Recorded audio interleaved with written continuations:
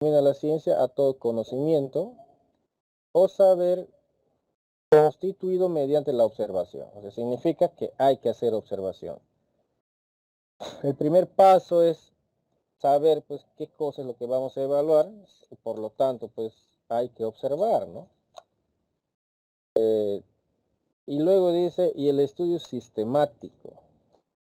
Entonces, sistemático es entender más o menos cómo es que está relacionado, de qué manera está compuesto, posiblemente cuáles son las variables o los datos cuantificables que tengamos que medir, ¿no?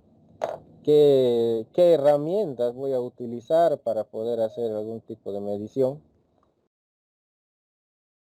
Y luego indica ir razonado de la naturaleza. O sea, razonado viene a ser parte de la interpretación del observador. Entonces, según esta definición, podemos entender de que observamos, entendemos cuál es el fenómeno del entorno, nos preparamos, buscamos unas herramientas adecuadas para poder obtener los datos, sacar medidas. Si se dan cuenta, acá hay un proceso de medición. Y luego pues sacamos nuestras conclusiones, ¿no? ¿Qué cosa es lo que hemos encontrado al final? A eso se refiere esta primera definición. Ahora dice, la sociedad y el pensamiento, ¿no?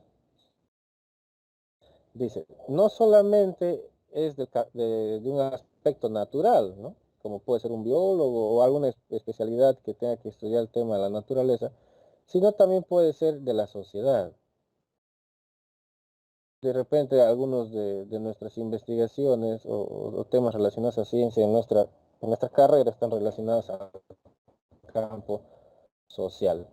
Y bueno, y además también y el pensamiento, ¿no? Que es un poco más filosófico.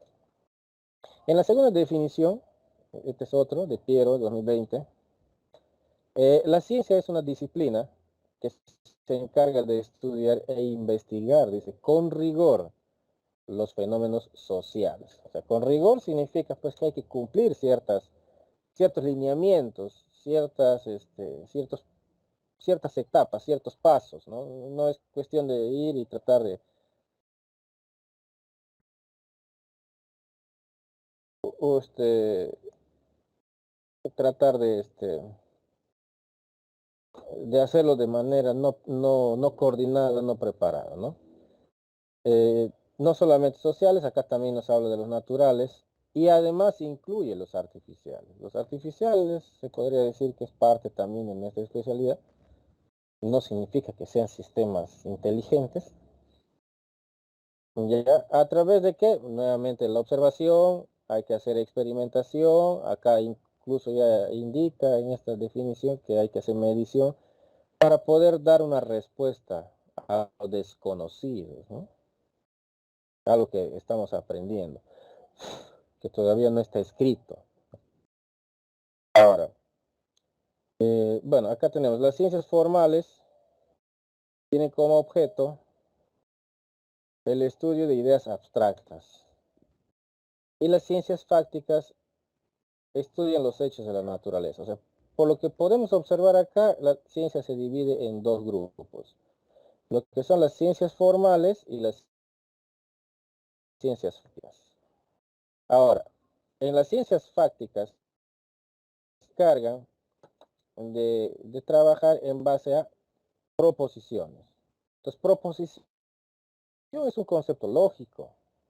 Una proposición es un enunciado, un párrafo, un texto, que va a tener que ser evaluado bajo ciertos valores o condiciones para determinar si es verdad o si es mentira, ¿no? Ese es el concepto de proposición a nivel matemático, si es que se le quiere hablar así, o a nivel lógico. Entonces, una proposición es algo que todavía no se sabe si es verdadero o falso, pero sí va a tener como resultado cualquiera de esos dos valores. Ahora, y bueno, las ciencias fácticas nos dice que son proposiciones ejemplo, ¿no? Del tipo de la energía cinética, o sea, que depende pues de la masa, la velocidad. O sea, nos está diciendo prácticamente acá que la física es una ciencia fáctica, ¿ya? Porque ahí está como ejemplo. Ahora, ¿cómo se justifican esas proposiciones? A través de las observaciones y de la experimentación. Un ejemplo de las proposiciones dice, todo número con exponente 0 es igual a 1. Esta es una proposición no física, sino matemática. Y va a tener que ser demostrado para poder saber si lo que se está afirmando es verdad o es mentira, ¿no? Por eso se le denomina proposición.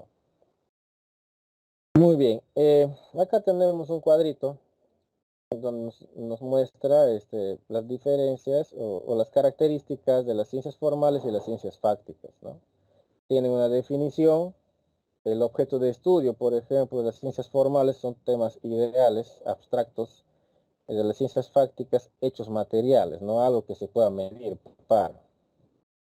En el tema de enunciado están relacionados, relaciones entre signos, todo lo que es ideal lógico es a nivel de signos, y en las ciencias fácticas están relaciones entre sucesos y procesos. Y como son entre sucesos y procesos, se puede medir. El método que se utiliza en una ciencia formal es la inferencia inductiva, y en la ciencia fáctica es la observación y la experimentación, donde vamos a tener que medir. Un ejemplo de las ciencias formales tenemos la matemática, la lógica, las ciencias de la computación, que no es lo mismo que la ingeniería de sistemas que ustedes están estudiando. Ya, no es lo mismo. Si alguien les viene a decir que es lo mismo, no es lo mismo ciencias de la computación. Ciencias de la computación, hasta donde yo sé, es una especialidad donde se utiliza las herramientas, no, perdón, se utilizan los conocimientos matemáticos, ya, las matemáticas, todo lo que esté relacionado con los números, para poder crear sistemas informáticos nuevos, ¿no? Por ejemplo, un estudiante o un profesional de ciencias de la computación está muy arraigado a sus conceptos numéricos, de cálculo. Un ejemplo de una aplicación que ellos hacen es lo que a nosotros, ustedes, por ejemplo, cuando creo que están llevando AutoCAD, si es que no han llevado ya, entonces cuando llevan a AutoCAD, es simple para ustedes agarrar el mouse, agarrar de repente una curva, o hacer la gráfica de una curva, de una tubería, por ejemplo, una curva tipo 90 grados, y lo hacen con el mouse, ¿no? Pero para poder hacer eso a nivel gráfico hay todo un concepto matemático. Entonces, los que se encargan de hacer eso son los que de ciencias de la computación. Nosotros como ingenieros de sistemas vemos más la aplicación de las herramientas informáticas. Muy bien. Las ciencias fácticas tenemos la física, la química, la biología, la sociología. Acá tenemos otra gráfica de la división del tipo de las ciencias, ¿no? Tanto formal como factual. Hay otro concepto, la teoría científica, ¿no? ¿Qué viene a ser la teoría científica? Entonces acá nos dice que es un concepto que incluye abstracciones. Entonces, una abstracción es un concepto que ustedes van a ver siempre en la carrera de informática. Una abstracción es eh, evaluar ciertas características de un fenómeno, o sea, no todas las características. Abstraer es simplemente enfocarnos en aquellas características que son importantes para un contexto de estudio, o sea, para un caso específico, ¿no? En este caso es abstracciones de un fenómeno que se tienen que poder observar. Ahora, esta abstracción lo que hace o nos permite es identificar cuáles son las propiedades de este fenómeno. Y no solamente eso, esas propiedades deben ser cuantificables para poder nosotros obtener información. Nos dice también que las teorías científicas se construyen para ajustarse a los datos obtenidos sobre las observaciones que son utilizados para explicar efectivamente un fenómeno. Como parte de la teoría científica siempre se plantean las hipótesis, que es lo que vamos a pretender demostrar en un futuro, ¿no? ¿Mediante qué? La experimentación, la demostración, las mediciones, la obtención de datos. Una vez que nosotros demostremos estas teorías científicas, se convierten en leyes, ¿no? Y a todo ese conjunto de la teoría y las leyes se le conoce como la teoría científica. Un ejemplo de teoría científica es la energía oscura o la constante cosmológica, ¿no? Que mucho se habla. en este campo, en el tiempo actual, de cómo es, por qué es que el espacio se está expandiendo. Entonces, como no encuentran nada, dicen que hay una especie de energía oscura que hace que el espacio pues se está expandiendo. Aunque creo que ya está cambiando esa teoría, todavía no ha sido demostrado. Los científicos están tratando de encontrar, si mal no recuerdo, creo que se llaman los neutrinos o neutritos, creo, ¿sí? Ingeniero, Dígame. eso de que se expande el universo ya no es aceptado. Es que se crea universo en cada momento. Por eso, Entre partículas se crea, no se expande cada momento. Y no son bueno, neutrinos, son gluones. ya, ya. Entonces, pero bueno, se habla de eso, o sea, se ha escuchado y se habla de que la expansión incluso esa teoría de la expansión del universo está cambiando, porque lo último que se escucha es que ya no ha sido producto del Big Bang. O sea, hay teorías que dicen que ya no, sino que el universo ha sido creado, que siempre ha existido, siempre ha estado ahí. Todas estas teorías, sobre todo a nivel cosmológico, si se le quiere llamar, en realidad no están siendo probadas, son muy difíciles de ser probadas. Y bueno, hay físicos que sacan sus teorías y que tratan de demostrar esas cosas. Bueno, y la otra teoría, otra ley ahí es los agujeros de gusano, que también se habla mucho, la teoría de la gran unificación, la gravedad cuántica, la teoría M, la teoría de cuerdas y N teorías más o leyes, ¿no? Ahora, como siguiente tema tenemos la investigación científica, que es algo que se utiliza ya en nuestra carrera para poder, bueno, como requisito para poder alcanzar un título de ingeniero, ¿no? Cuando ustedes salgan de la universidad. Entonces, la investigación científica es un método y como método se entiende que es un conjunto de actividades, una secuencia de procesos o actividades que tienen un inicio y tienen un fin, ¿no? En este caso es un método para experimentación matemático, estadístico, ¿no? Experimentales de todas maneras porque vamos a obtener algún tipo vamos a tener que medir, ¿no? Ciertas cosas. En nuestra especialidad de nosotros, la mayoría de investigaciones que se hacen son investigaciones aplicadas. Entonces, nos ceñimos o se ciñen normalmente en la aplicación de herramientas ya creadas, ¿no? Bajo condiciones nuevas, ¿no? Por ejemplo, el desarrollo de un software que es muy común, entonces el desarrollo de aplicaciones que también es muy común. Entonces, eso es más o menos a lo que tendemos o lo que la mayoría de jóvenes tienden a crear, ¿no? Luego, ¿qué nos permite? A partir de las exploraciones, las observaciones y las respuestas de las interrogantes que se crean a partir de las hipótesis, ¿no? Para construir y probar estas hipótesis que previamente han sido definidas. Luego tenemos el método científico, que es lo que se utiliza también en la actualidad. El método científico utiliza métodos definitorios, métodos para clasificar, métodos estadísticos.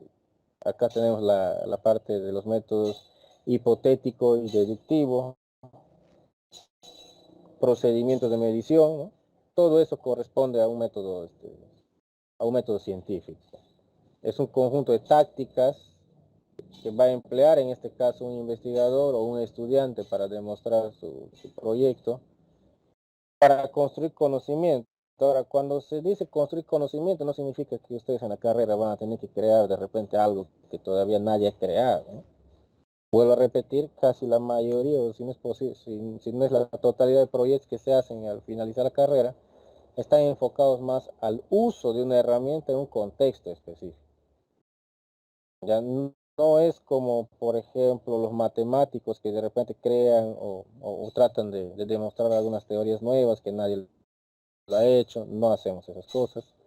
En el tema físico, nadie está tratando de demostrar de repente alguna ley o alguna, no sé, una teoría por ahí. No se hace eso. Eso no nos corresponde a nosotros, para eso hay otras especialidades. ¿Qué más? Bien, acá tenemos una gráfica de las etapas que se deben cumplir para respetar lo que indica el método científico, ¿no? Primero la observación, segundo se hacen las preguntas, las hipótesis, ¿no? Luego se hace la experimentación, ¿no? Hay que obtener los datos a partir de la experimentación y luego sacamos las conclusiones. Ahora, vamos a nuestro curso, la física. Entonces, la física, jóvenes, para nosotros viene a ser una ciencia que estudia solamente las propiedades de los cuerpos, ¿no? Y las leyes que rigen las transformaciones que ellos mismos sufren en base a un contexto. Ahora, estas, estas transformaciones afectan a estos cuerpos. Por ejemplo, el tema de movimiento, que es lo que vamos a ver nosotros en la física 1. La idea es que no alteren su naturaleza, ¿no? Ahora, se encarga también de las transformaciones y fenómenos físicos, ¿no? Por ejemplo, la caída de un cuerpo, o la fusión del hielo, como dice ahí, o el tema de los gases, la expansión de los gases, o el comportamiento de los gases bajo ciertas condiciones. En física 3 ustedes van a ver todo lo que es el campo eléctrico, el campo magnético, esas cosas. Eso es con el ingeniero Oscar, ¿ya?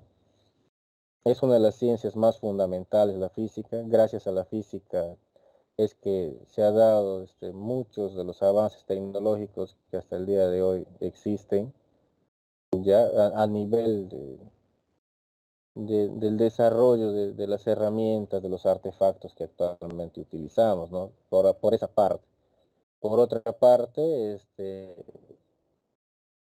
se están haciendo, por ejemplo, eh, muchos experimentos para descubrir ciertas cosas, ¿no? Quizás para el beneficio de la humanidad, como también puede ser para el perjuicio de la humanidad, ¿no? Pero la idea es que al final sirva para cosas buenas, pero ustedes saben que todo puede cambiar y todo puede pasar en base a los intereses de los países. Eh, la clasificación de la física, tenemos la física moderna y la física clásica, ¿no? Nosotros en el curso de física 1 estamos enfocados a la física clásica.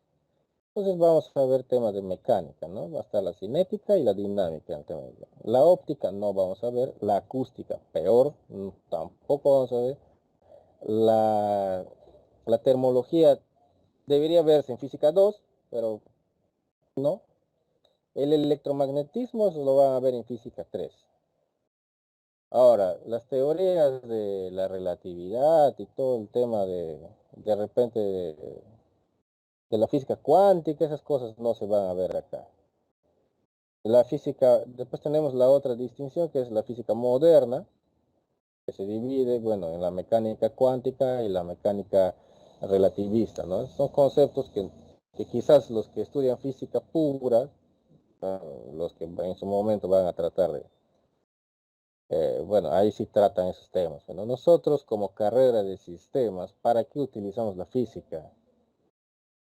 Simplemente para que ustedes, es como un requisito de toda ingeniería, ¿ya? No tiene el rigor de un físico puro, no vayan a pensar que es así. Así que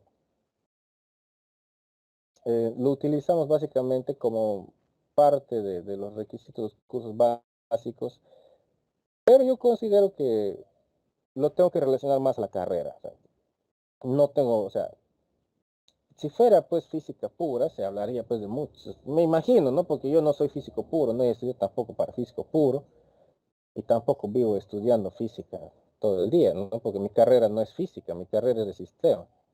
Si ustedes me preguntan de sistemas, puedo hablar un montón de cosas. Entonces, acá la idea es que yo trato de empalmar la física con la parte de sistemas. Entonces, y eso es lo que yo busco, ¿no? Eso es lo que yo busco y eso es lo que yo trato de lograr en este curso. Muy bien, continuamos. A ver, ¿cuál es la relación entre la informática y la física? Esto es algo que he tratado de averiguar para que ustedes tengan un poco más de ideas. Normalmente no hablaba de este tema, pero considero que sí, es importante que se hable. ¿De qué manera la física ha aportado a nuestra especialidad? En este caso, a la informática, ¿no? Ustedes están en la carrera de sistemas. Hay otra carrera que es ingeniería informática. Hay otra carrera que es ingeniería de sistemas e informática. Hay otra carrera que es ciencias de la computación. Y pareciera como si fueran sinónimos o parecidos. En realidad, por ejemplo, el título que yo tengo, yo soy ingeniero de sistemas e informática. ¿Qué cosa he llevado yo? Cursos de ciencias, aplicando la informática a la ciencia y también la teoría de sistemas, la parte de gestión, ¿no? Que es la parte, y la parte de informática, que es la programación. Los que acá en la universidad se llama ingeniería de sistemas, pero como ingeniería de sistemas tiene informática, tiene de gestión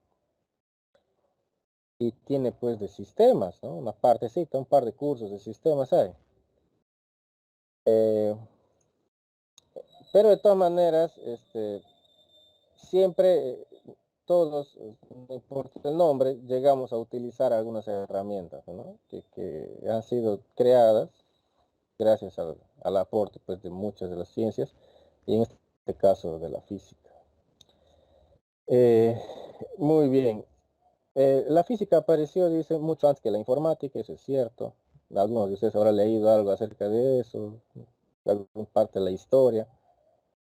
Algunos de los principios de la física que la influenciaron son los siguientes, ¿no? Por ejemplo, en el hardware informático, en todo lo que es, se conoce como hardware, todo lo que es la parte dura, la parte electrónico-mecánica, la física pues aportó en la primera calculadora mecánica, ¿no? Esa, en esa calculadora utilizaba o se hizo uso de la física mecánica. Gracias a eso se pudo lograr ese dispositivo. Luego, aparecieron las primeras computadoras programables, que también eran mecánicas. Posteriormente apareció el ferrocarril a vapor, y cuando se habla del ferrocarril y está relacionado al tema del vapor, entonces la parte de la física es la termodinámica, el estudio de la aparición de los gases, y ese tema. Luego aparecieron las computadoras electromecánicas, ¿no? Y ahí entra a tallar la física de la electricidad y el tema del magnetismo. En las computadoras electrónicas a base de válvulas, luego se pasaron a los semiconductores, gracias pues a los estudios, a los avances de los materiales también, materiales con comportamiento que son estudiados en la mecánica cuántica, por ejemplo, ¿no? Entonces, ahí está parte de la física. En los sistemas de almacenamiento, todos ustedes tienen un disco extraíble, un CD, una memoria flash, un disco externo, los DVDs, aunque creo que ya están desapareciendo. Entonces, por ejemplo, cuando aparecieron los discos flexibles o discos duros, ahí entraron conceptos de óptica, del tema de física. También entra el electromagnetismo, ¿no?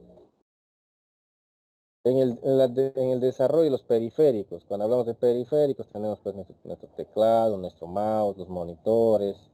Se utilizaban antes los tubos de rayos catódicos, ya ha ido avanzando, aparece la pantalla LCD, la pantalla LED, OLED, los micrófonos que ustedes utilizan, las cámaras, altavoces, sensores táctiles. Tenemos dispositivos avanzados que pueden ser la computación cuántica. Este tema de la computación cuántica es algo pues que las empresas actualmente, hablo de las empresas más grandes del mundo, están invirtiendo mucho dinero en poder dominar esta parte de la computación cuántica, ¿no? Para hacerles una idea, una contraseña de más o menos 255 caracteres utilizando las computadoras normales se demoran aproximadamente, por lo que he leído, 10, 20, 30 años en poder encontrar la contraseña, ¿no? En base a todas las combinaciones posibles de los caracteres que puedan conformar esta clave de 255 letras. Pero una computadora cuántica lo puede hacer en 2 horas. Entonces, el gran poder de cómputo que tienen estas computadoras a través del uso del qubit hace que pues puedan alcanzar o se puede utilizar para procesamientos bastante pesados me refiero haciendo uso de las computadoras actuales, ¿no? El que está avanzando mucho en este tema de la computación cuántica son los chinos. Actualmente ellos tienen la red cuántica, su cableado de red entre sus organizaciones militares y algunas instituciones importantes. Ya tienen implementado una red cuántica, tienen computadoras cuánticas, están trabajando en la teletransportación cuántica, ¿no? Del envío de datos de un país a otro, de un continente a otro, de manera remota. Gracias a ese avance de la China, pues ningún otro país puede acceder a sus redes. Ya es una red que es muy imposible de hackear. O sea, un hacker ya no puede vulnerar esa red. Si antes era difícil para un hacker, pues ahora es quizás 100.000 veces más difícil, ¿no? La particularidad, tengo entendido, de la red cuántica que tiene China es que cuando le intentas hackear, automáticamente se reconfigura y cambia. Entonces es muy difícil, es como que es sensible al ataque, ¿no? Ni bien siente el ataque de su sistema, automáticamente se reconfigura y todo vuelve a cero. O sea, el que hackea va a tener que nuevamente empezar de cero. Bien, con respecto al software, eh, la física también está muy utilizada. Los videojuegos. Todos ustedes han visto videojuegos. Ahí está la foto de un videojuego. En los videojuegos, ¿qué hay? Hay movimientos, ¿no? El movimiento de la cámara, el movimiento del personaje. ¿Y qué conceptos entran ahí? Conceptos de vectores, suma de vectores, encontrar la distancia, la magnitud, ¿no? También se evalúan temas de velocidad, fuerza y todas esas cosas, pero a nivel o haciendo uso de los mundos virtuales. Entonces, en los videojuegos, pues ya se hace uso de conceptos físicos, solo que como esto ha ido avanzando, ya hay funciones y herramientas que te ayudan a hacer de manera directa. Eh, la generación de imágenes también es un tema físico, pero también está muy relacionado al tema geométrico. Para que ustedes puedan ver un mundo tridimensional en una pantalla que es bidimensional, hay un concepto de escalas que se maneja a nivel ya geométrico, se utiliza parte de la trigonometría también.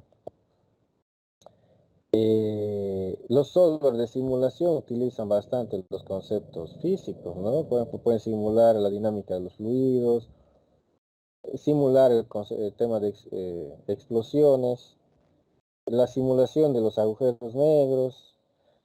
Si mal no recuerdo, el año pasado o hace más de un año, hay una señorita que no sé, no recuerdo muy bien, yo solamente leo estas cosas, pero no es porque me gusta, o sea, no es porque me dedico a esto, que ha logrado capturar la primera foto de un agujero negro, ¿no?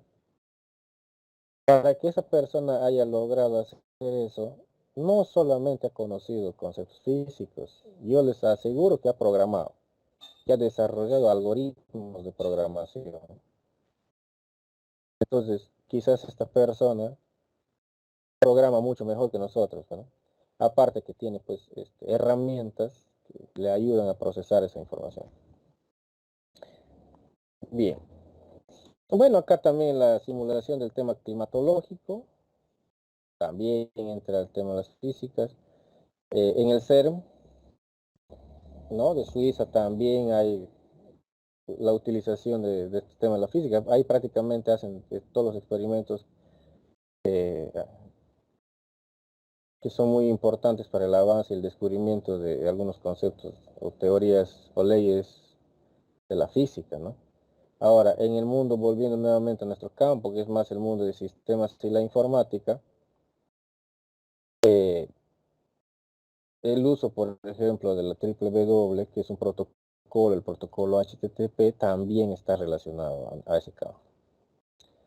Muy bien. Ahora pasamos a otro tema, ¿no? Las mediciones. En un proceso de medición encontramos los atributos. Los atributos vienen a ser propiedades, ya viene a ser una cualidad o una condición que nosotros identificamos en un fenómeno. Aparece otro concepto, medir.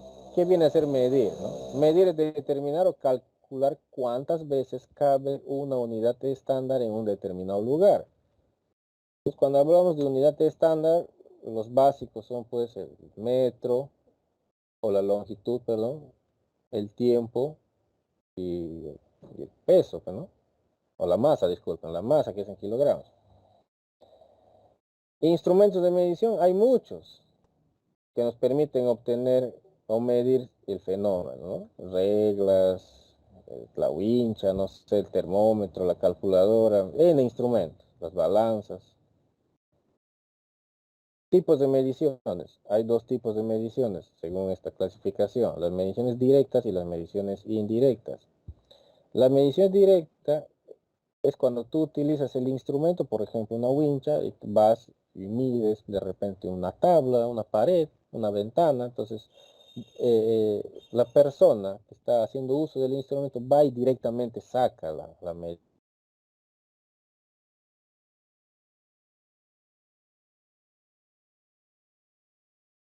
Producto,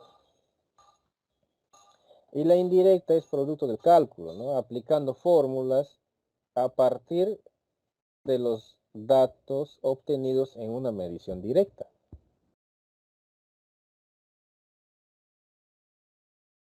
Ahora, cantidades físicas. Entonces, una cantidad física nos dice acá que es una cualidad, entonces es parte de un atributo de un sistema físico que puede ser medido. Entonces, las cantidades básicas o estándares que se manejan en física, sobre todo en el Sistema Internacional de Unidades, que es un sistema, bueno, que se han tenido que poner de acuerdo a nivel de todos los países para estandarizar, porque algunos medían pues en pulgadas, otros en centímetros, ¿no? Otros en metros. Entonces han creado su sistema internacional de unidades y producto de eso pues aparecen los básicos, ¿no? Que es la longitud, la masa y el tiempo. En el tema de longitud tenemos el kilogramo, eh, la hora, no, pues centímetros sí. Por ejemplo, acá la hora no va. Acá no me percaté al momento de copiar esta gráfica. Entonces, en longitud es el centímetro, ¿correcto? Es el centímetro. Kilogramo y la hora no va, ¿ya? Esto lo voy a corregir, aquí está mal esta imagen. En lo que es masa, ahí sí va pues el gramo, la tonelada. El metro no va, ¿no? El metro es para longitud. En todo caso, si se dan cuenta, están desordenados. El tiempo, por ejemplo, el tema del tiempo es el segundo, está la hora y está el minuto. En lo que es masa, pareciera que es por colores, miren, lo que es la masa es lo que está en rojo, el gramo, la tonelada y el kilogramo, y lo que es longitud está de color naranja. Ese kilómetro, no lo había leído bien acá, pensé que dice kilogramo, kilómetro, el centímetro y el metro. Magnitud física, una magnitud física está compuesto por, ¿no? Por un valor numérico, una unidad de medida física o una unidad de medida y además un signo. Por ejemplo, acá el volumen, 150 metros cúbicos, tenemos una magnitud física, tiene una cantidad física y una unidad de medida, metros cúbicos. Y la aceleración, por ejemplo, menos 5.6 metros por segundo al cuadrado, ¿no? Este ya tiene signo que indica la dirección, eso lo vamos a ver más adelante. Bien, hablamos del Sistema Internacional de Unidades. Entonces, en el Sistema Internacional de Unidades ya les dije que era para estandarizar a nivel internacional. Y esta estandarización tiene la denominación de la magnitud, su nombre y también tiene un símbolo, ¿no? Por ejemplo, la longitud es el metro, su símbolo es la M, para la masa es igual, kilogramo, tenemos su símbolo que es kg, el tiempo segundos, luego tenemos la temperatura termodinámica que es Kelvin, la intensidad de corriente eléctrica que es el ampere, la intensidad luminosa y bueno, la cantidad de sustancia. Para nosotros en física 1, en este curso, vamos a trabajar con estas tres primeras que son las básicas y otras más que salen a partir de ellas, ¿no? Lo que es la temperatura termodinámica no vamos a ver ni siquiera en física 2. Intensidad de corriente eléctrica me imagino que lo ven en física 3. Y lo que es intensidad luminosa también me imagino que lo ven en física 3. Muy bien. El siguiente tema es la notación científica, ¿no? Entonces, la notación científica es una forma de representar una medida. Matemáticamente se representa así, ¿no? Tengo acá una variable que va a ser expresada en notación científica, que va a ser igual a un número multiplicado por 10, que está elevado pues a una potencia, que es la cantidad de corrimientos que da, en este caso, la coma o el punto decimal. ¿Qué más? Donde el valor de n, esta n, tiene que ser mayor que 1 y menor que 10. Y además que el exponente n tiene que pertenecer a los enteros, a los números enteros. Un ejemplo de esto, que es algo que también ustedes ya saben, porque ya vieron ustedes este tema n veces, está en la pre. Acá tenemos, por ejemplo, el 5.700.000, ¿no? ¿Cómo lo representamos en su notación base 10? Entonces, lo que hacemos es correr la coma decimal. En este caso, queremos poner la coma delante del 5 para que nos quede 5,7. Contamos cuántos espacios o cuántos dígitos ha saltado esa coma decimal. Llegamos a determinar que son 6. Por lo tanto, esta cantidad de 5 millones se expresa de la forma 5,7 por 10 a la 6. Entonces, acá estamos corriendo de derecha hacia izquierda, ¿no? Si tenemos un número con decimales, o con coma decimal, perdón, entonces el corrimiento es de izquierda a derecha. Quieren expresar este número en 6,8, entonces tiene que hacer correr esta coma decimal 3 posiciones, y como estamos corriendo de izquierda a derecha, entonces se expresa por un exponente negativo, ¿no? 6,8 por 10 a la menos 3. Muy bien. Luego tenemos los prefijos. Los prefijos nosotros en la carrera lo estamos utilizando, ¿no? Aquí tenemos los múltiplos y los submúltiplos. En los submúltiplos, por ejemplo, el decímetro, que es la D minúscula, 10 a la menos 1, que su valor es 0,1. Bueno, algunas bibliografías es coma decimal, otro es punto decimal. Bueno, en este caso es punto decimal. El centímetro, 10 a la menos 2, el milímetro, 10 a la menos 3, y así sucesivamente, ¿no? Tenemos el micro, tenemos el nano, incluso se habla hace años de conceptos de los nanobots, la nanotecnología, ¿no? Luego tenemos el pico, el femto y el ato, que son medidas cada vez más pequeñas. Prefijos para definir esas medidas. Ahora, para lo que son múltiplos, tenemos el deca, que es 10, el hecto, que es 100, el kilo, que es 1000. Kilo, por ejemplo, es algo muy utilizado. Cuando van a la bodega utilizan el kilo, ¿no? Kilo de arroz, dice. El kilo también es utilizado en nuestro mundo informático, un kilobyte, ¿no? Estamos hablando de 1000 bytes. Aunque se entiende que el kilo es 1000, pero en informática se le considera 1024, ¿no? Pero bueno, ese es otro tema que se tiene que conversar luego. Los kilobytes, ustedes ni siquiera habrán escuchado el kilobyte. Ustedes son bastante jóvenes. De repente ustedes han empezado a escuchar tal vez del megabyte. El megabyte, por ejemplo, es 10 a la 6. Acá está en su notación de base 10. Se representa por una M mayúscula. Entonces, cuando ustedes dicen, profesor, mi internet es de 200 megas, de 5 megas, entonces ahí están hablando pues de megabytes, ¿no? O megahertz, que es la frecuencia. Luego tenemos el giga. El giga también es utilizado. Sus memorias USB, 18 gigas, 32 gigas, 64 gigas. Los discos duros están 500 gigas, 300 gigas. El terabyte, que es 1000 veces un giga, ¿no? En este caso 10 a la 12. Los almacenamientos actuales en las computadoras, cuando se adquieren, ya creo que viene con mínimo un terabyte, que equivale a 1000 gigas, ¿no? Pero yéndonos al campo de la informática, en realidad es 1024 gigas. Luego del terabyte tenemos el petabyte. Después del petabyte hay el exabyte. Y hay dos más después de esto. No recuerdo muy bien, pero hay dos más. Hay dos más. Bien. Yo creo que hasta acá ustedes simplemente se están dando cuenta que estamos recordando cosas que ustedes también ya conocen. A ver, siempre de alguna manera, jóvenes, cuando veo la oportunidad de meterme a la carrera de sistemas, voy a hacerlo. Este tema que es el redondeo de cifras, que es muy utilizado en el campo pues, de la física, ¿no? Para determinar con mayor precisión un valor, o aproximarlo en todo caso, eh, tiene, bueno, tiene ciertas condiciones, ¿no? Y como tiene ciertas condiciones, yo lo he hecho de manera como si fuera un algoritmo. Este es un algoritmo, un pseudocódigo.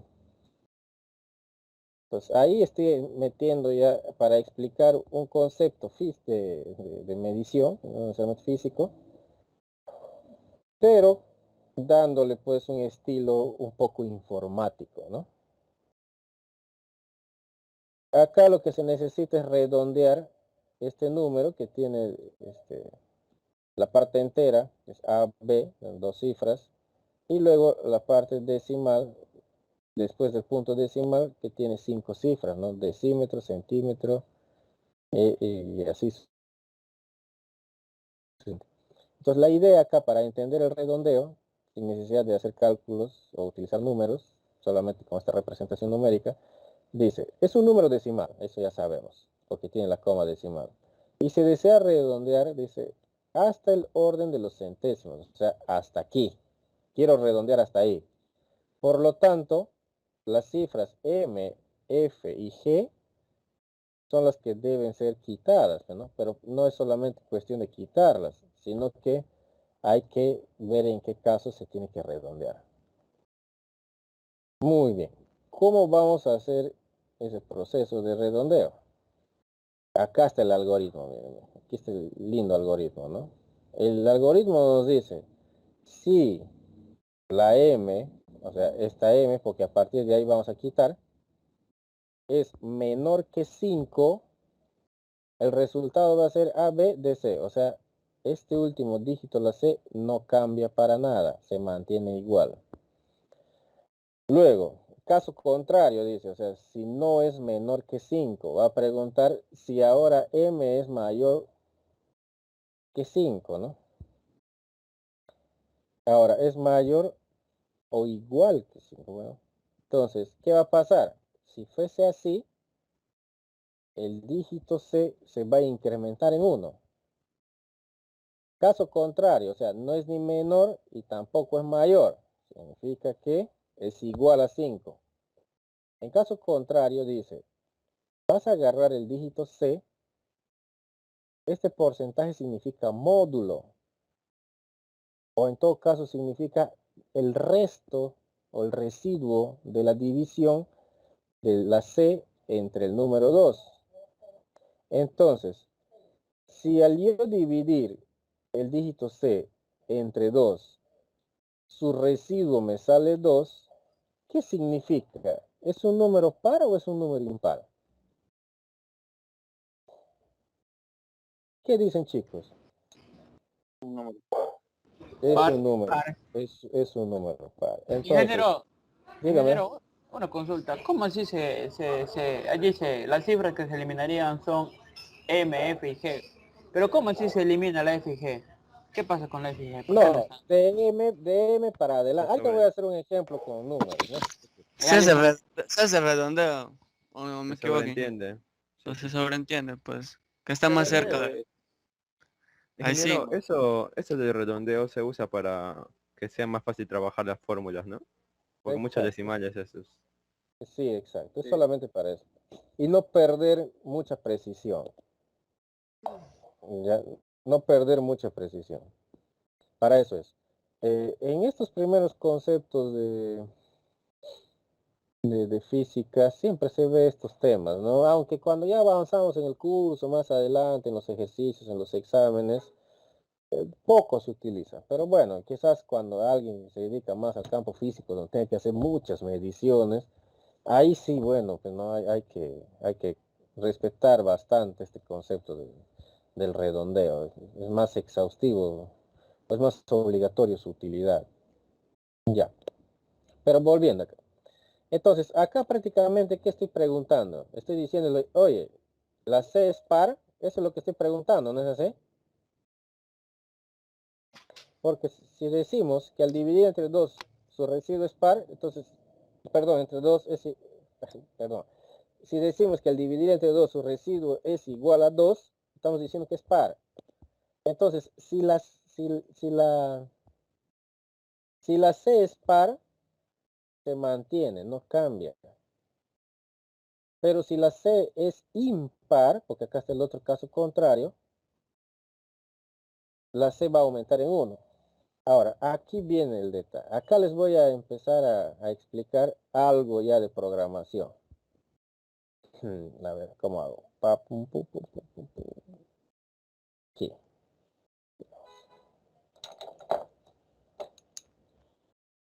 Ya, siempre que encuentro yo la oportunidad, les voy a ir dando así temas de la programación.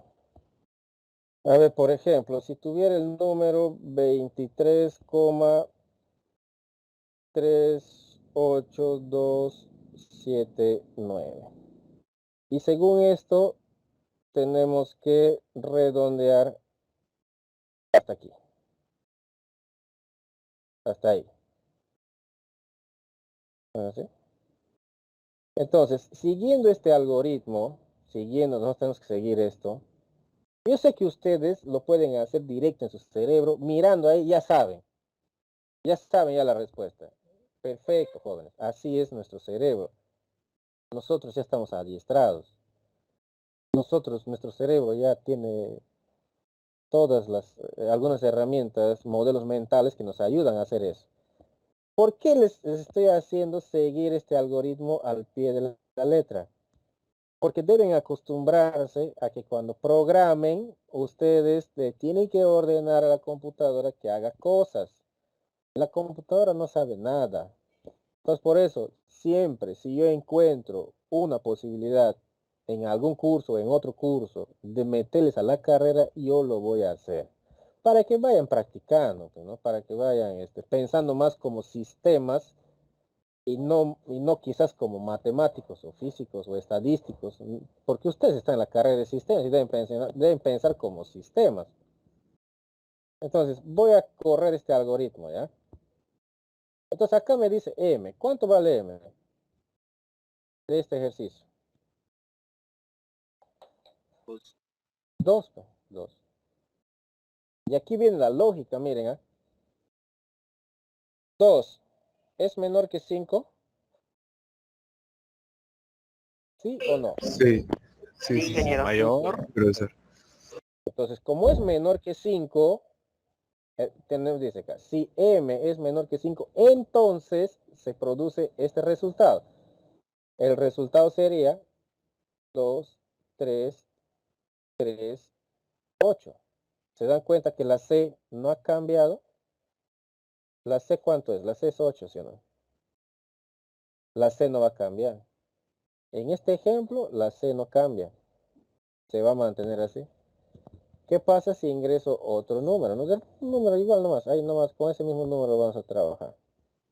para que vean cómo funciona el algoritmo. 3, 8, y acá le voy a poner 6, 7, 9. En este caso, M vale 6 y la C vale 8. ¿No es así? Viene pregunta acá, miren. El programa siempre empieza a preguntar desde arriba hacia abajo. Siempre va en orden. Entonces, acá, 6 es menor que 5. No, ingeniero. No. No, profesor. Como es falso, viene aquí. Ya no hace el resultado. Este resultado solo se ejecuta cuando este señor de aquí es verdadero. Por su pregunta, pero no es como si de repente el jovencito acá, Víctor Hugo, le pregunta a su enamorada, ¿tú me amas? Le pregunta, ¿no? Entonces, si la respuesta es sí, él le va a llevar al cine, ¿no? Y si la respuesta es no, va a tener que tomar otra alternativa. De repente le va a decir que le dé una oportunidad, o de repente le va a decir que ya no va más, o de repente se va a poner a llorar, no sé, ¿no? Siempre hay otras alternativas. Por eso dice que si se cumple esta condición, si es verdadera, se ejecuta su acción de resultado. Pero si esta condición llega a ser falso, se va al caso contrario, o sea, la otra posibilidad. Entonces, en la otra posibilidad hay otra pregunta. Y dice, M es mayor que 5, o sea, 6 es mayor que 5. Eso es verdadero, ¿sí o no? Y como es verdadero, se ejecuta. El resultado es, ¿cuál es el resultado? Sería 23, 3, y dice que a la C le sumas 1, 9. ¿Ya? A ver, vayan viendo cómo está.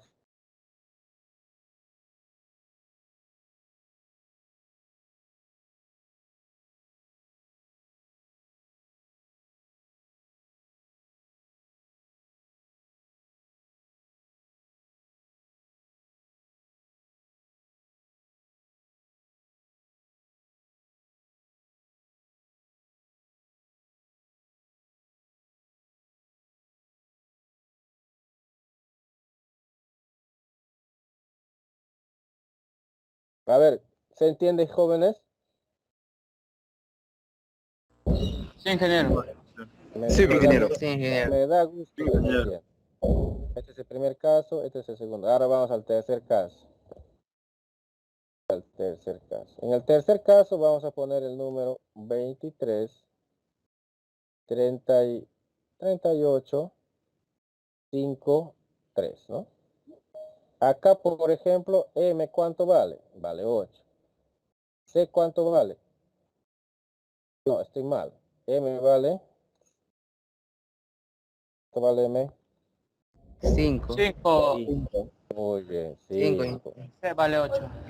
C vale 8. Entonces, acá viene y pregunta, acá arriba, y dice,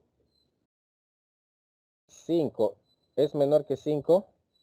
No, ¿sí o no? No, No. ingeniero. No, Viene profesor. y pregunta el caso contrario. Dice acá,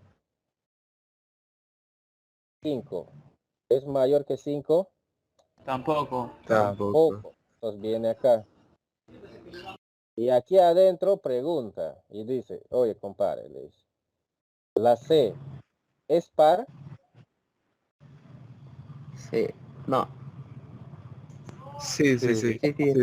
sí La es par. Cespar, No. Cespar, Es Cespar, par. Cespar. Entonces acá viene y te va a decir, tu resultado es 23, 3, 8. ¿Correcto? Sí, ingeniero. Ya, y ahora viene ya el último, pues, ya el último. 23, y si no es 8, sino 7, 5, 3. Aquí M va a ser igual a 5 y C, a ver, ¿cómo estamos? No, perdón, C vale 5, C vale 7, ¿no? Sí. Sí. M vale 5, pues claro, está bien. 5, Está C bien. vale 7, ya. Voy a tratar de hacerle con otro color, ¿ya? Acá con colores, porque yo cuando les envíe este archivo, para que de repente traten de seguir, aunque sea por los colores. A ver, ¿qué color le vamos a hacer este? Este naranja ya está, el rojo va a ser. Este va a ser el rojo, el cuarto caso. En el cuarto caso nos dice, M es menor que 5, no, sí o no. No. Entonces va a venir acá. M es mayor que 5, no, va a venir acá. Y luego acá pregunta. Y va a decir, oye, 7 es par, No. No. no. Entonces viene acá. No, ingeniero. Y la respuesta, muy bien, la respuesta sería 23, 38. 38. ¿Se dan cuenta o no? Sí, sí, estaba acá, ingeniero. Ahorita Sí, ingeniero, estoy ya, entendiendo muy bien. ahorita ya han visto cómo es un programa. Qué chévere, ¿eh? Ya, miren, ve jóvenes. No significa que todo el curso de física va a ser así, ¿eh? Ahorita he encontrado una parte donde puedo hacer eso. Luego en el laboratorio ya les voy a enseñar a programar directamente. O sea, lo que yo trato de demostrar aquí es lo simple de la programación. Simplemente hay que seguir un orden, nada más, una secuencia de pasos. Jóvenes, todos ustedes programan, todos. No hay nadie que no programe. Ahora, que lo lleve a una computadora, a un lenguaje de programación, bueno, no todos hacen eso, pero todos programan. Ya, por ejemplo, este Berrosky, ¿no? Antes de dormir, no sé si pensará, pero no supongamos, o sea, no, todos pensamos, ¿no? Pero no sé si va a pensar, pues, qué va a hacer mañana, ¿no? Si todos nosotros siempre hacemos eso, no creo que nadie deje de pensar qué podría hacer mañana, qué cosa tiene que hacer mañana, ya está programando, pues. Sabe que tiene que hacer una actividad A, una actividad B, está pensando que lo va a hacer mejor de esta hora, o de repente más tarde, o de repente en la mañana. O cuál va a ser el orden de las tareas que va a hacer al siguiente día, o a dónde tiene que ir, en qué tiempo más o menos tiene que tratar de ir. Está programando. O sea, está haciendo un algoritmo en su mente. Está ordenando una secuencia de actividades. Yo por eso digo que está programando, ¿no? Alguien me diría, no, está ordenando actividades, pero eso es programar. O sea, al final eso es un pseudocódigo, un algoritmo que va a desarrollar en el siguiente día. Ahora, que vaya cambiando en el momento es otra cosa. En actividades simples está la secuencia de pasos de un pseudocódigo. Yo siempre digo, cuando por ejemplo alguien va a la ducha, ya me voy a la ducha, abro la ducha. Estoy haciendo una secuencia de actividades, porque no creo que primero me voy a jabonar y después me voy a echar agua, ¿no? Hay un orden. Primero tengo que mojar mi cuerpo, pues, ¿no? Para poder echar jabón. Nadie se echa jabón seco. Entonces, no me digan que no programan, ¿no? No me digan que no pueden hacer un pseudocódigo. Mientras están duchando, ¿no? Ya se han echado agua, ya están jabonándose. Cuando se jabonan, ¿acaso se dan una sola pasadita nomás? Se están dando pasadas todo su cuerpo y muchas pasadas hay veces por el mismo lugar, ¿no? Por ejemplo, por el cuello, ¿no? O por la cabeza. Ese es un proceso que se está repitiendo, eso se le conoce como un ciclo, porque tiene un inicio y un fin, ¿no? Empiezas a echarte champú de repente, empiezas a masajear tu cabeza, tú determinas en cómo empiezas y en qué momento terminas. Se está repitiendo. Y hay, o sea, ahí estamos viendo una serie de actividades y hay actividades que se repiten, que se están repitiendo hasta que se llegue a un objetivo, ¿no? Si ustedes van de repente a Totus, ¿no? Todo el mundo va a Totus, bajan del motocarro, tienen que ir hasta la puerta de Totus, hasta la puerta de Totus, donde les van a echar alcohol. Supongamos que van directo, ¿no? Entonces, este proceso de caminar es un proceso que se repite. Das un paso, otro paso, un paso, otro paso, un paso, otro paso, un paso, otro paso. Tiene un inicio, desde que te has bajado del motocarro hasta que has llegado a la puerta de Totus.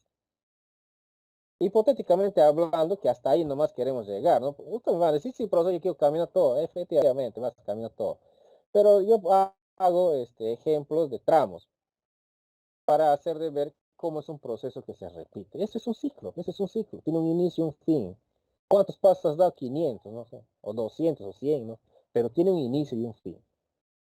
Puedes hacer pasos más largos. Sí, de repente alguien de acá se va saltando así como con un pie, ¿no? Así como van las candies en los dibujos animados. O de repente alguien va saltando como rana, no sé. Pero lo cierto es que va avanzando. Y si por último quiere avanzar y retroceder, también, pero son actividades que se están repitiendo. Muy bien, entonces me salí un poco del curso de física, les hablé un poco de programación, pero lo que ustedes están viendo ahora es un algoritmo. Eso es un algoritmo, chicos. No es cosa de otro mundo. Los que dominan la matemática es muy difícil que entiendan esta secuencia. O de repente me entienden ahorita, pero cuando ya se programa un poco más, se vuelve más difícil, ahí se pueden nublar. Entonces por eso es que he decidido meter en el curso esta parte para aclarar un poco la idea de la programación. ¿Ya? Bien. Entonces si no tienen ninguna pregunta, o tienen alguna pregunta.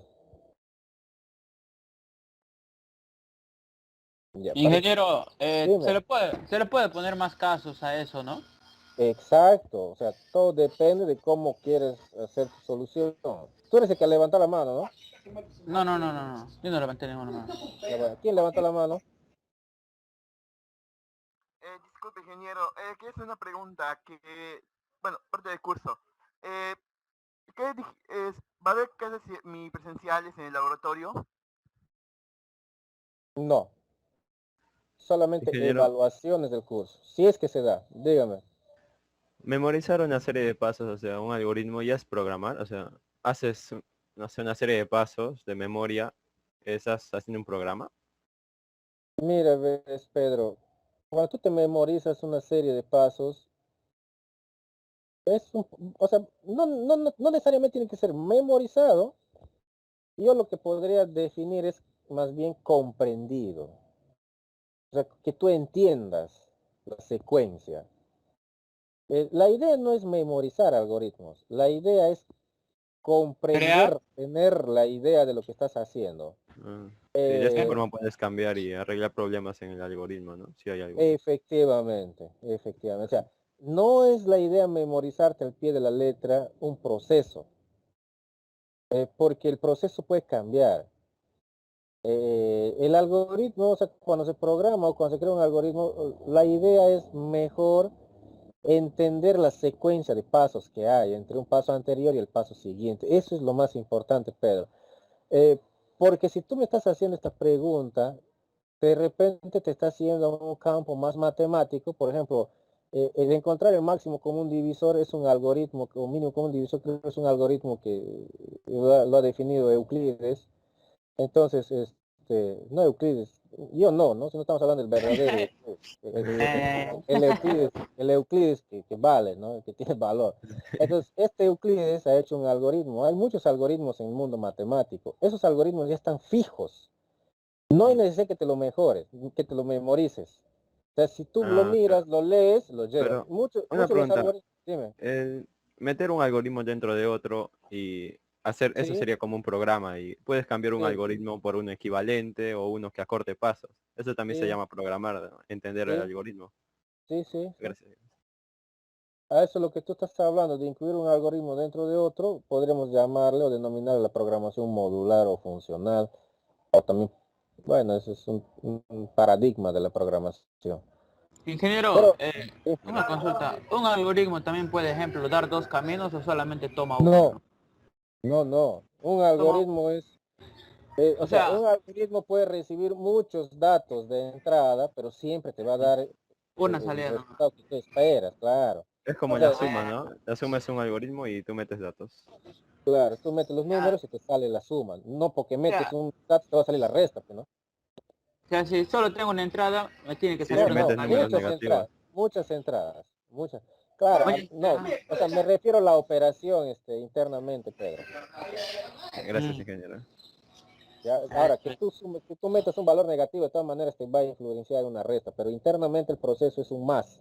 Ahora, pero que haya entrado un número con negativo, bueno, sí ha cambiado, pero en realidad lo que has hecho es una suma, ¿no? Aunque por regla de signos, más por menos, ha salido una resta, pero la operación principal es un más.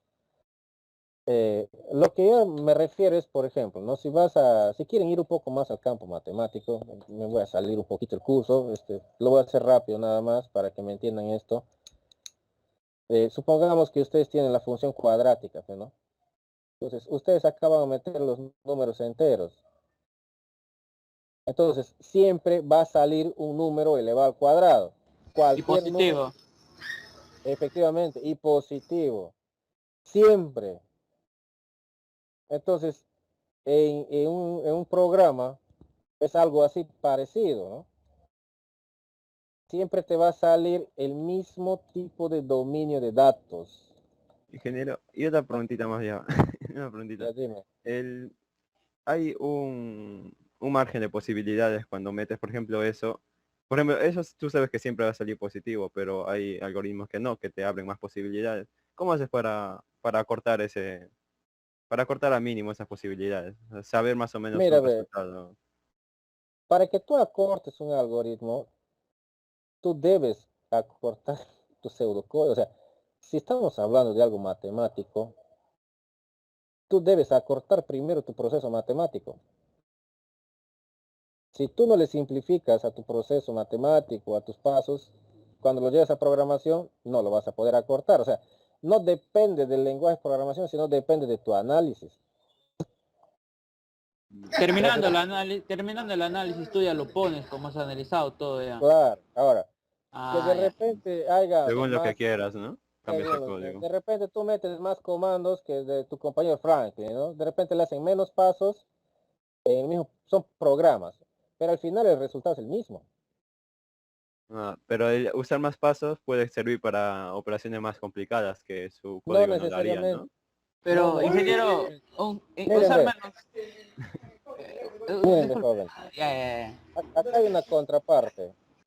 El que utiliza más pasos no necesariamente significa que sea mejor que aquel que utilice menos pasos, o el que utiliza menos pasos no significa que sea mejor que el que haya hecho más pasos. En el mundo informático, en el mundo de la programación, se le dice mejor a aquel que haga menos consumo de recursos, menos memoria, menos procesador. Alguien que haga más pasos puede ser que consuma menos recursos con aquel que haga menos pasos, aunque parece medio contradictorio, pero mucho depende de las funciones, Situación, ¿no? no, de De, las funciones de cómo lo o haga. comandos que se utilicen, exacto. De cómo lo Exacto. haga. Pero jóvenes, este es un tema que vamos a hablar Cállate, conmigo, van a hablar, pero Franklin. cuando llevan el curso de matemáticas discretas el próximo semestre. Eso van a hablar tendidamente conmigo. Listo, señora, le espero. No quieran hacerme avanzar todos los cursos de programación ahorita. Hay que concentrarnos Está en chévere, esto. está chévere. Ya miren, ve, como este es un tema que ustedes ya saben, acá simplemente es un ejercicio para que vayan calentando. Esto les voy a enviar en el PDF, no es complicado, yo sé que ustedes lo pueden hacer. Entonces, cuando son ejercicios ya un poquito más, donde yo tenga que explicar de repente temas de cinética, movimiento rectilíneo, ¿no? Ahí quizás voy a desarrollar ejercicios. Pero en esta parte, tal vez si considero necesario, voy a desarrollar uno o dos ejercicios. Pero este de acá no veo que sea complicado, porque hasta en sus exámenes de admisión ha venido, posiblemente, y quizás hasta más difícil que esto. Ya, yo les voy a dejar esto para que ustedes practiquen. Entonces yo le voy a enviar al delegado este archivo en PDF y bueno, nada más creo que sería todo. Por mi parte, Ingeniero, pero no se le va a presentar eso, ¿no? Porque el no, aula no, no no está necesitan abierto. presentarme, no necesitan presentarme. Ah, para practicar. La única demostración que ustedes van a hacer es el día que dan su práctica. Dime, Franklin, Listo. ¿Ingeniero? sí, levanta la mano, tú eres el que está hablando, ¿no? Sí, sí, sí. Ya, Ya. Disculpe. es así. Ya, ya. Otra, lo que va a pasar es que cuando desarrollamos algún ejercicio, de repente lo haga acá en la clase virtual más adelante, sí les voy a pedir, por ejemplo, sus aportes, ¿no? O de repente ustedes lo desarrollan y también lo hacen en un Word, así como yo lo estoy haciendo, y lo quieren proyectar, también, eso es válido. O si no, de repente ahí está el ejercicio, yo les empiezo a preguntar, se desarrolla el ejercicio, o les puedo preguntar la respuesta y ustedes me dan, pues yo hago el procedimiento, se desarrolla, o sea, podemos hacerlo interactivo. ¿No pasa el sílabus aún? Ingeniero, no se escuchó lo último que dijo. No, no Sí, pasó sí, el sí. sílabus. Ya pasó sílabus, ingeniero. Ya, muy bien. A ver, los jovencitos que recién están integrando hoy con el delegado. Bien, chicos, entonces yo les envío esto más un rato y ahí nos quedamos. Ya más bien cuídense, sigan adelante, sigan estudiando. ¿Ya? Igualmente, ingeniero, estaba muy choice todo, interesante Muchísimas, todo. muchísimas gracias, ingeniero. Que tenga buen día, profesor.